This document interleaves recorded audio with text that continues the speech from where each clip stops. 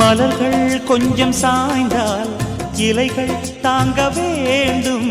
மங்கை கொஞ்சம் சாய்ந்தால் என் மார்பில் தாங்க வேண்டும்.